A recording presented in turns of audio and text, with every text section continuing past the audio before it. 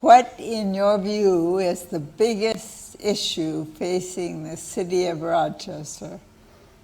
It's hard to say one specific issue. I think in my campaign, I've developed an idea of what I see as the main problem, and I've put it into one word, which is Minneapolisation.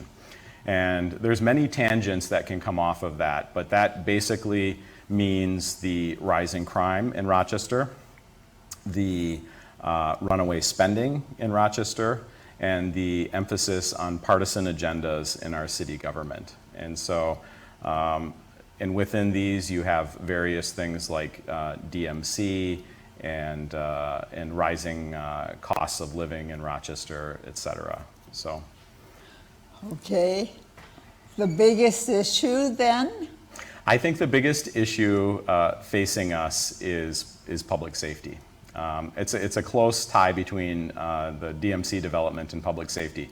But as we've seen in the last 10 years, but especially even in the last few years, of course, our country had some difficulties, unpleasantries that transpired, and we dealt with the pandemic. But it is undeniable that when you look at the crime reports in Rochester, when you see shootings happening on a weekly basis, we just had a very large drug bust, and property crimes. I've noticed this as a property owner, that there's undeniably, the statistics bear out some of this increase, but there's also perception. And for the citizens, perception is reality.